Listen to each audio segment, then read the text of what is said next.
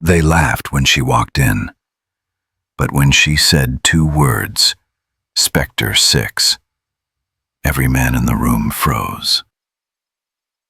The air inside Forward Operating Base Sentinel was thick, a blend of desert dust, diesel fumes, and a tension so heavy you could almost touch it. Maps pinned on the plywood walls trembled faintly with the generator's hum. The soldiers leaned over the table, eyes sunken after weeks of loss. Every patrol sent into Helmand had returned, missing someone. And then the sound came. Boots striking the wooden floor. Slow, steady, measured. Every head lifted, every voice went silent.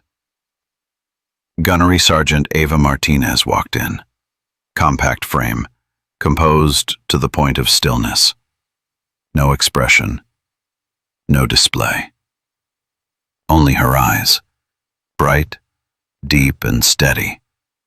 The eyes of someone who'd seen far too much of what others never should. The soldiers glanced at one another. A few smirks flickered. The hint of laughter crept into the silence. From the back, a Navy SEAL leaned over and whispered, "That's her? The ghost they keep talking about?" His buddy snorted. "Doesn't look like much." The quiet laughter dripped through the air, thin and sharp as blades slicing through stillness. A cold arrogance lingered in the space, the confidence of men who had never believed in anything but themselves. At the far end of the tent stood Major General Robert Keane, straight-backed, uniform crisp, chest lined with ribbons. 54 years old, a veteran of Fallujah, and a man whose mere gaze could silence a platoon. He'd heard the rumors about the soldier who never missed a shot, the female sergeant who led her entire unit out of Sangin alive. But Keane didn't believe in legends. He believed in results and reports signed at the bottom of the page. And the woman standing before him, slight, calm, unflinching, didn't look like a result at all. His voice cut through the tent, low, dry, and sharp enough to split the air. "Name and unit." She answered instantly, steady and precise. "Gunnery Sergeant Ava Martinez, 1st Reconnaissance." Keane stood still, because in his memory, buried in those thick, classified reports stamped top secret, that name had appeared before. 6. The nameless soldier who turned the tide on impossible missions, then vanished into smoke and fire. He'd always assumed it was a story, something invented to keep morale alive. But now that legend was standing less than 10 paces from him, breathing the same air. Calm. Real. No one said another word. No one dared to smile again. And perhaps, from that very moment, everyone in that tent knew this was no myth. This was real. Helmand, Afghanistan, 6 weeks before that night. No one in the unit thought they would live through that day. The sun had barely risen. Mist clung to the mud walls. Lonely rays of light cut through layers of gray-yellow dust, painting sharp lines across the cracked, dry ground. Ava Martinez led Recon Team 1. Footsteps light, rifle ready, eyes sweeping through the narrow alleys of Sangin, where every closed door could hide the mouth of a gun. No dogs barking, no children playing, only the wind and silence.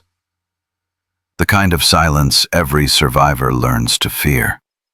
"Something's off," Ava murmured into the radio. "Hold formation. Check the high ground to the right." And then hell erupted. A burst of gunfire tore the air from the rooftops. Glass shattered, walls cracked, debris exploded outward. Voices screamed over the radio, "Man down!" Marines dove for cover, pressed against crumbling corners, searching desperately for anything solid to hide behind. The entire unit was trapped inside a kill zone, fire raining from 4 directions. Every angle is a trap waiting to spring. Ava pressed herself into a pile of broken brick, the collapsed wall still hot against her back.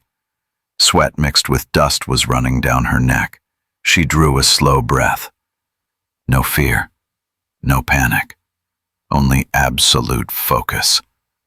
Every heartbeat, every bullet, every breath became a tool for reading the battlefield. She watched the direction of the rounds, studied the light glinting off gun barrels, and saw the small gaps, the holes in the enemy's web of fire. A plan began to form in her mind. No orders, no witnesses, just her and the will to keep 12 Marines alive. Ava crawled out from cover. Not a sound, only her breath blended with the dust. She moved through an alley strewn with shattered glass, past the burnt-out shell of a vehicle, past the spreading pool of her teammates' blood on the dirt. Bullets hissed by her ears. Brick fragments sliced her skin.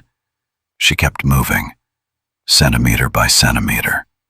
Then, she vanished from her team's sight, slipping into back streets. Only someone who knew the terrain would dare enter. 5 minutes later, the gunfire from the Marine, dragging his wounded buddy, whispered, "How did she?" No one knew. No one understood. They only knew they were alive. When Ava rejoined the formation, her rifle was still warm, her eyes still sharp. Her face was unnervingly calm. No pride, only silence. That day, not a single Marine died. After they withdrew from Sangin, the official report was brief. Mission success, all personnel recovered. But in the mess hall, on ammo convoys rolling through the night, and in the hushed conversations of men who had seen death, a name began to spread, softly, slowly, and with reverence. Specter Six. The name of the soldier who crawled through hell and brought her team back from it. When everything collapsed, she didn't pray. She acted. The command tent, back to the present. The air inside FOB Sentinel was still thick, but no longer with mockery. Only silence remained. A different kind of silence. Heavy, deep, and edged with respect. The same men who had once laughed at Ava now kept their eyes fixed on the map, as if afraid that if they looked up, her gaze might pierce straight through the armor of their pride. General Robert Keane stood there, hands clasped behind his back, eyes locked on her without blinking. Now he no longer saw a small soldier. He saw something else, a symbol he could not control. And he hated that. "Do you know what I hate most in the military, Sergeant?" "Legends." His voice was low, hoarse, and heavy, an accusation. He began circling her, each step marked by the solid rhythm of his boots. Legends make soldiers forget tactics. They make them believe in ghosts, in immortality. And when they believe someone cannot fall, they fall with them. Ava didn't move. She stood still, shoulders squared, chin slightly lifted, eyes unwavering. General Keane stopped in front of her, his gaze sharp as a blade, and spoke each word slowly, every syllable striking like a hammer against willpower. "Legends break men, Sergeant. Marines will believe you can't fall. And if you do, they'll fall with you." The room was utterly still. A young lieutenant drew a quiet breath, waiting for Ava to respond. A few SEALs tilted their heads. Everyone assumed she would stay silent, take the order, step back. But she didn't. She inhaled, slow and deep, as if gathering all the silence in the tent into one steady breath. Then her voice broke it, not loud but clear, steady as steel. "Sir, if a legend is what keeps them standing in hell, then it deserves to exist." Keen frowned, but before he could reply, she continued, her tone lower now, firmer.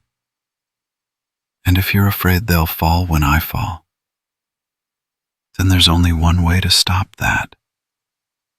A pause. No one breathed. "I won't fall." Silence swept through the tent. A young officer swallowed hard.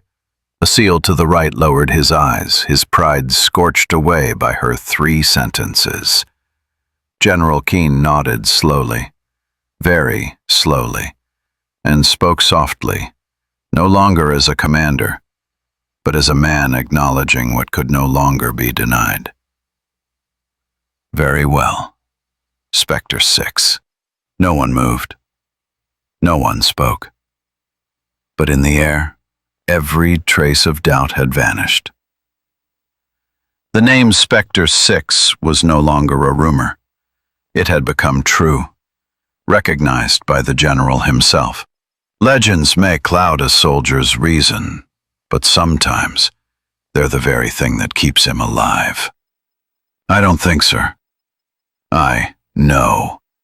The silence in the command tent hadn't yet faded when the canvas door snapped open.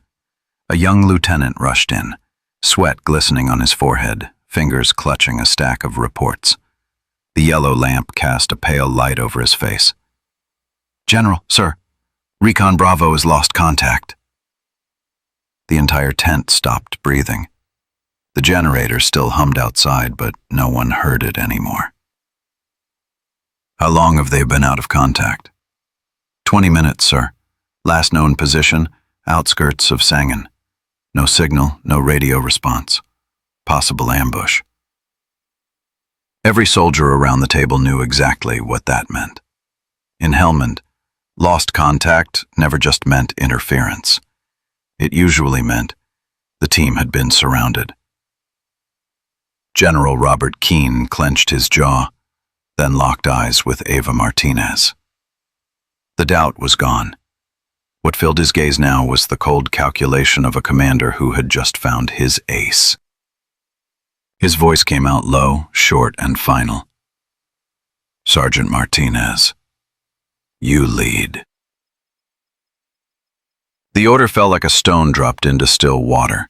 A few SEALs exchanged glances, worried, curious, and afraid. They had seen her stand unflinching before General Keen. They had heard the name Specter 6 spoken aloud, but this time it wasn't a legend. This time it was a mission. And in Helmand, a real mission meant someone wasn't coming back. Ava didn't ask for details, didn't hesitate. "Copy that, sir." She turned, shoulders straight, steps firm. On one hand, she was tightening the strap of her rifle. Behind her, the formation assembled quickly. 3 Marine fire teams, 2 SEAL elements. No one spoke. Only the sound of safeties clicking off in the dark. Outside the base, 2100 hours. The convoy rolled out of FOB Sentinel under a dim red glow. No sirens, no radio chatter. Only the grind of tires over sand and gravel. Overhead, the crescent moon hung sharp as a blade. Helmand stretched ahead, a sea of night full of waiting death. Inside the vehicle, no one talked. They say Marines crack jokes to ease the tension, but not tonight, not with Ava Martinez sitting among them. She sat near the movement, yet felt eyes watching from the dark. Her voice came through the comm, low but clear. "Defensive positions, 5-meter spacing. No one fires without command." 15 seconds later, the first gunshot cracked through the night. A single crack, dry and sharp. A Marine dropped, blood blooming across his vest. Then came the storm. Gunfire erupted from rooftops, windows, alleyways. a downpour of bullets slicing the air. "Sniper! Right side, high! Multiple contacts! We're surrounded!" No doubt now, Recon Bravo had been swallowed right here. And now, they were next. But Ava didn't panic, didn't duck, didn't curse. She took one deep breath, and with a voice calm enough to scare even veterans, she said, "Hold the line. I'll find us a way out." Sometimes, silence isn't peace. It's the breath of a storm waiting to explode. Gunfire tore through the night, like a sandstorm devouring the desert. Each bullet hissed past, slamming into walls, dirt, and shattered brick. No tactics left. No distance. Only survival instinct. Marines pressed themselves flat against the ground. One shouted into the radio, "Sniper, 2 o'clock, rooftop!" Another yelled, "We're pinned! No way out!" Smoke, dust, and gunpowder mixed into the heavy, choking blend that only battlefields know. The streets of Sangin had become a trap made of stone and steel. Anyone who raised their head risked dying instantly. Amid the chaos, Ava Martinez stayed calm. Taking cover behind a collapsed wall, her eyes swept across the rooftops, counting the rhythm of enemy fire in her head. 3 shots. Pause. 2. Shift position. They've got 4 snipers. 2 left, 2 right. "Need counterfire?" a SEAL shouted. "No," Ava said, her voice steady. "I'll handle it." No one argued. No one asked how. They just nodded, as if their instincts already knew she could. Ava inhaled deeply, then spoke into the radio. "Hold position. Cover the west side. When I move, don't fire." Then she broke from cover, a blur so fast no one even realized what was happening. She ran low, body hugging the ground, slid past a burning vehicle, vaulted over rubble, and disappeared into the shadow between 2 mud walls. Bullets shredded the air behind her, kicking up sand where she'd been seconds before. She didn't look back. Ahead, a half-collapsed wall, just tall enough to climb, and just dangerous enough to die on the way up. She drove her combat knife into a crack, gripped it tight, and pushed off the next ledge. Every movement was a countdown on her own life. 3 meters. 2. 1. She pulled herself over the edge. 2 silhouettes were adjusting their rifles. Ava didn't hesitate. Pop, then another. 2 shots, 2 kills. Clean. Silent. Final. She crouched low, moving across the rooftop like a shadow without form. She didn't shoot constantly. She waited, watched, then struck precisely, as if she already knew where each enemy slid down the rooftop, landing on her knees, one hand on the wall to steady herself. When she returned to formation, her rifle was still hot, her eyes still sharp, her stride as steady as if she'd never fought. No one spoke. They didn't need to. One SEAL glanced at her and muttered under his breath, "That's not a rumor. That's real." Ava didn't respond. She only nodded toward the wounded Marine being lifted into the vehicle, then turned to check the line. Everyone. Alive. As the convoy rolled out of Sangin, the radio crackled with a single voice. "Specter 6, this is Sentinel Command. Status?" "All accounted for, sir." "No casualties?" "Negative, sir." A brief silence. Then another voice came through, low, cold, but softer than before. "Copy. Bring them home." General Keane didn't need to say more. He knew. The legend had stepped out from behind the veil of rumor. You don't need luck. You just don't quit. The convoy returned to FOB Sentinel just before dawn. The air inside the transport was heavy, not with exhaustion, but with the quiet realization that everyone had just witnessed something larger than themselves. They had seen Specter 6, not through rumor, radio chatter, but with their own eyes, sweat, and lives. The base gates swung open. Headlights swept across the barbed wire fence. The night sentries looked up. And then, as if carried by the wind, the word began to spread. From the barracks to the mess hall, everyone began to realize that Recon Bravo had returned. All of them. Every single one is alive. Inside the command tent, General Robert Keane stood before the map table, the warm yellow glow of the lamp casting soft light across a face hardened by decades of campaigns. On the table lay the freshly delivered report, concise, clinical, but the final line made him stop and read it twice. No KIA, mission success, led by Gunnery Sergeant Ava Martinez, call sign Specter Six. The tent flap opened. Familiar footsteps approached.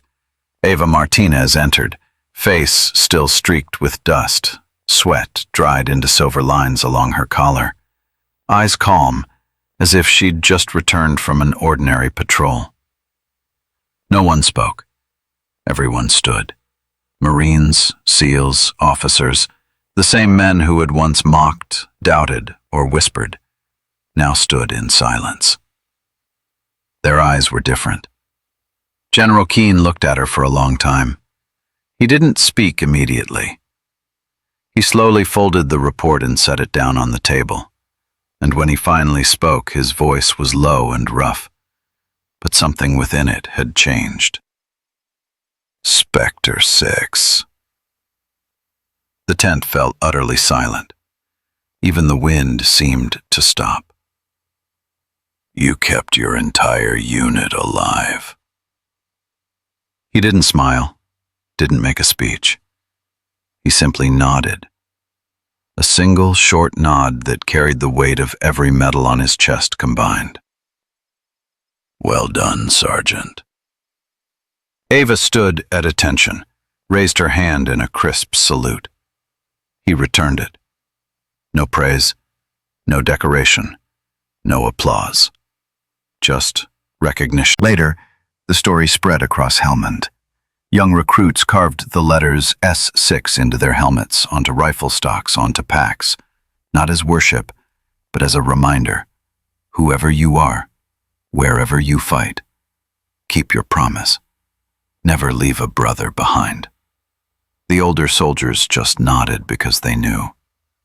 In war, there are names not meant to boast, but to remember. She didn't fight to become a legend. She fought so no one would die believing in one. Some people don't need to be seen, don't need to be celebrated. They just need to know that because of them, others are still alive. If this story touched your heart, please like, share, and leave a comment, so that true stories of courage like this one are never forgotten. And don't forget to subscribe to Deep Life Tales, where we share stories that remind you true courage still exists.